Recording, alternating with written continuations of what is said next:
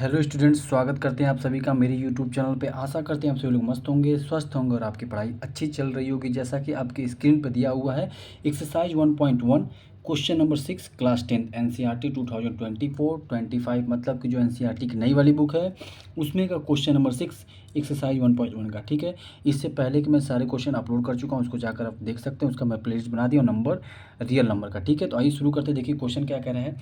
कह रहा है explain why 7 × 11 × 13 + 13 and 7 × 6 × 5 × 4 × 3 × 2 × 1 + 5 are composite number.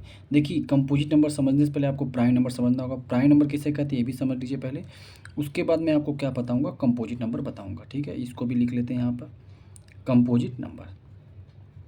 देखिए जिसके ओनली टू फैक्टर्स, कितने, only two factors, those number which have only two factors, कौन कौन से, 1 एंड इटसेल्फ। ठीक है, और कंपोजिट किसे बोलते हैं, मोर देन टू फैक्टर्स, मोर देन टू फैक्टर, मतलब कि दो फैक्टर से ज़्यादा होना चाहिए। कौन कौन से होना चाहिए, एक तो इटसेल्फ होना चाहिए, 1 होना चाहिए, एंड इटसेल्फ होना चाहिए, और उसके अलावा कोई एक और होना चाहिए एक्स्ट्रा, मतलब कम से कम, मतलब इसमें 3 होना चाहिए, मतलब 2 से अधिक होने चाहिए। ठीक है, और इसमें क्या होना चाहिए, ओनली टू। जैसे एग्जांपल के तौर पे 2 लेंगे तो 2 का इसमें क्या है, 1 है, 1 से डिवाइड होता है, और किससे डिवाइड होता है, 2। इसके कितने फैक्टर, ओनली 2 फैक्टर, तो ये हमारा प्राइम नंबर हो जाएगा। उसी तरीके से अगर आप 4 लेते हैं यहाँ पर, तो इसके कितने फैक्टर, एक तो 1 हो जाएगा, दूसरा क्या हो जाएगा, 2 हो जाएगा, और एक तीसरा क्या हो जाएगा, 4 हो जाएगा। 1 एंड इटसेल्फ तो है, साथ ही साथ एक 2 भी है, तो 4 हमारा क्या हो जाएगा, कंपोजिट नंबर हो जाएगा। ठीक है, अब इसको समझते हैं कैसे करेंगे। उसके बाद it can be observe that, यहाँ पर हमने क्या समझा, इट कैन बी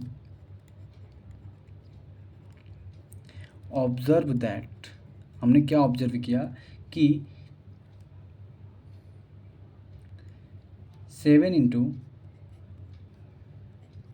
11 × 13 + 13, यहाँ से क्या कॉमन मिल जाएगा हमको, 13 कॉमन मिल जाएगा। यहाँ पे भी 13, यहाँ पे भी 13 है, कॉमन मिल गया। अब यहाँ बचा क्या, 7 × 11 × 1 + 1। ठीक है, 7 × 11 करेंगे 77, और 78, और यहाँ पर 77 और +1 हो गया यहाँ पर, और ये हमारा 13 हो गया। तो 77 और +1 कितना हो जाएगा, 78 × 13।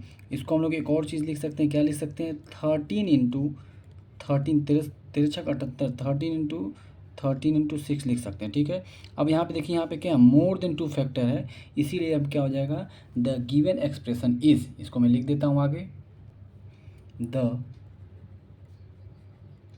Given expression is more than two factors, then it is a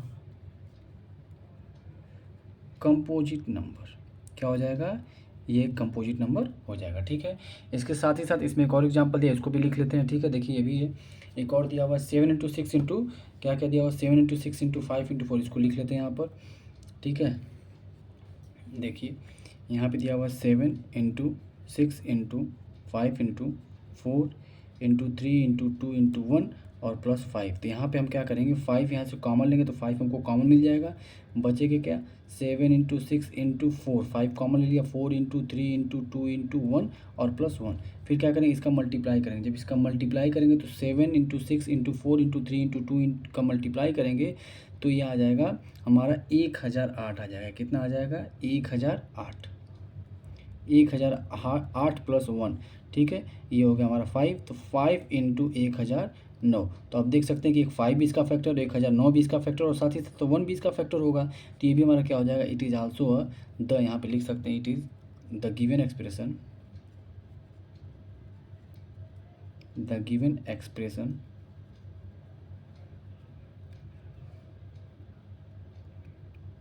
has 5 and 1009 as it factors. ये इसके फैक्टर हो गए। एक और तरीका से दिखने सिखा दे रहा हूँ। ठीक है, factors, hence it is a composite number, it is a composite number. उम्मीद करते हैं बात आपको समझ में आ गई होगी। एंड इसको आप ये भी लिख सकते हैं मोर देन 2 फैक्टर, इसको ये भी लिख सकते हैं more than, it has more than 2 factor, ये भी रीजन हो सकता है कंपोजिट होने का। ठीक है, उम्मीद करते हैं क्वेश्चन आपको समझ में आ गया होगा, बहुत ही अच्छे समझ में आ गया होगा। आशा करते हैं बात आपको अच्छे से एकदम समझ में आ गई होगी। अगर आपको ये क्वेश्चन अच्छा लगा, समझ में आ गया हो, तो चैनल को लाइक शेयर एंड सब्सक्राइब जरूर कर दीजिए, ज़्यादा से ज़्यादा लोगों तक पहुँचा दीजिएगा, अपने सर्कल में अपने फ्रेंड सर्कल को भेज दीजिएगा। और उसकी मैं प्लेलिस्ट बना दी हूँ, प्लेलिस्ट को जाकर आप विजिट कर सकते हैं, देख सकते हैं। सारे क्वेश्चन मैं स्टेप बाय स्टेप सारे क्वेश्चन मैं सॉल्व करा रहा हूँ। इन्हीं बातों के साथ इस वीडियो को समाप्त करता हूँ। Thank you so much.